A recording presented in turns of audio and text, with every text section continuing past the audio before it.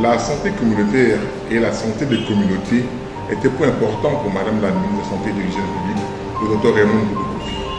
C'est pour cela qu'elle nous a confié la mission d'élaborer le document de stratégie de santé communautaire pour montrer l'importance de cette stratégie dans la politique nationale de santé.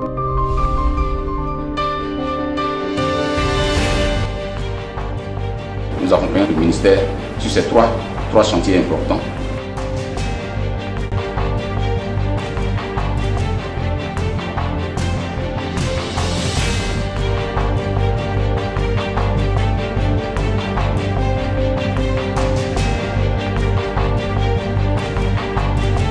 La cartographie des ASC, des agences de santé communautaire en Côte d'Ivoire. Les mécanismes de motivation des ressources humaines de santé dans le cadre de la riposte contre les urgences sanitaires en général et particulièrement le cas de l'épidémie de la maladie à virus Ebola.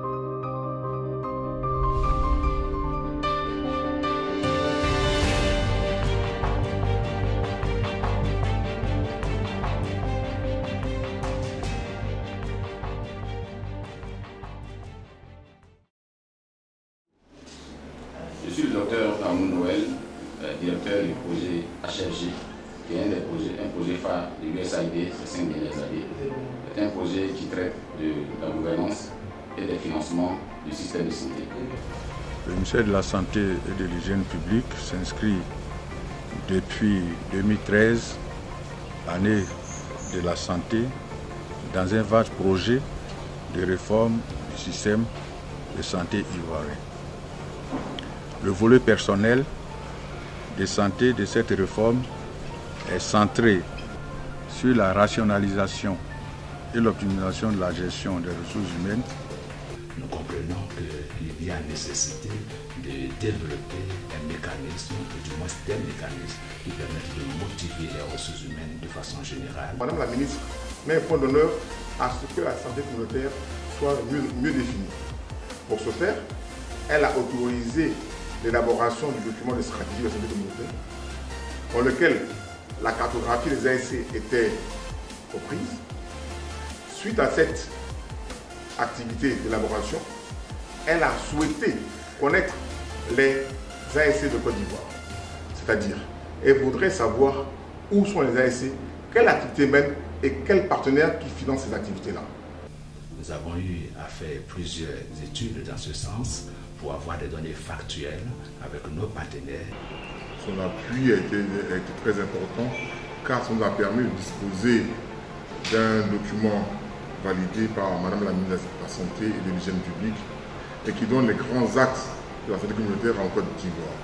Nous avons accompagné la direction des ressources humaines sur plusieurs thématiques en ce qui concerne les ressources humaines en santé et aussi les écoles de formation INFAS notamment. Ces activités ont commencé déjà par la mise en place du LMD à l'INFAS et qui a consisté d'accord à réviser les maquettes avec l'écriture des syllabus et des programmes.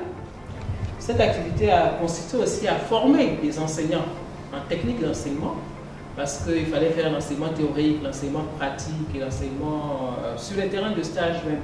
Et comme c'est une école professionnelle, c'est vraiment indispensable comme module de formation qu'il faut imposer aux enseignants.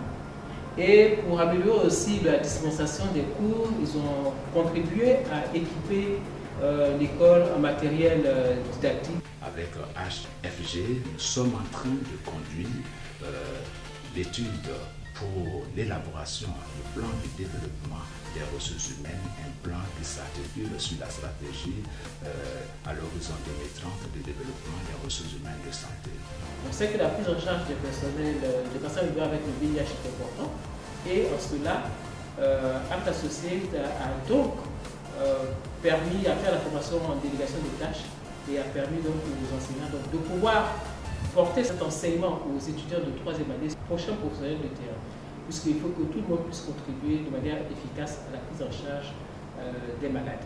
Nous a aussi permis de mettre en œuvre 2 éléments importants, à savoir la cartographie des ASC, agents de santé communautaire, et également la révisitation des modules de formation des ASC.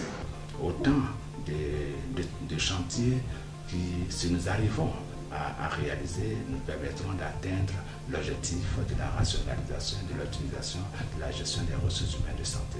HFG va continuer à nous appuyer pour les autres étapes aussi importantes que nous avons décrites dans la stratégie. Pour ce qui nous concerne aujourd'hui, cet atelier, un atelier extrêmement important qui traite de la capture, comme l'a dit tout à l'heure le professeur Samba.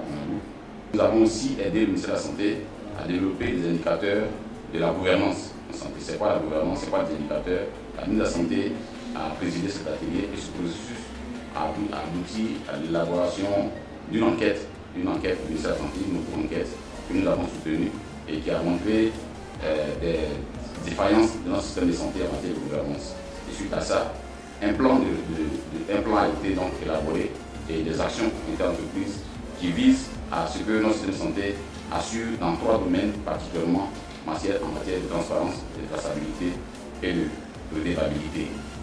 Le séminaire qui nous réunit aujourd'hui, c'était essentiellement de parler de la formation à l'Ebola et donc de voir aussi, de faire un peu notre bilan de la formation à l'Ebola. Ebola, c'était l'actualité. Donc il s'agissait ici de penser comment introduire l'actualité dans un programme d'enseignement qui est déjà en cours. Donc il est important qu'à tout moment, le personnel de santé qui est formé, les étudiants qui sont en études, soient au fait de l'actualité. C'est un atelier qui vise à ce que, au niveau de la Côte d'Ivoire, on puisse connaître combien d'agents de santé communautaire on a dans tout le pays, comment ils sont formés, qui les soutient et qu'est-ce qu'ils sont aptes à faire.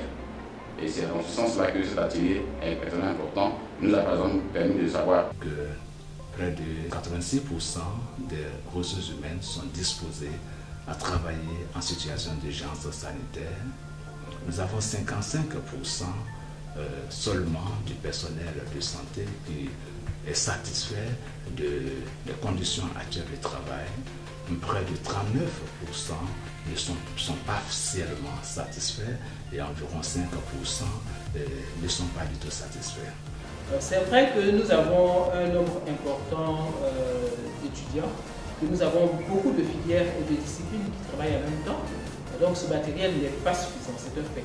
Mais au moins il existe, puisque quand vous faites un enseignement, par exemple un enseignement théorique dans un amphithéâtre, il y a d'autres qui sont en enseignement dirigé et il peut y avoir plusieurs autres qui sont en enseignement dirigé et ils ont besoin d'un matériel pédagogique.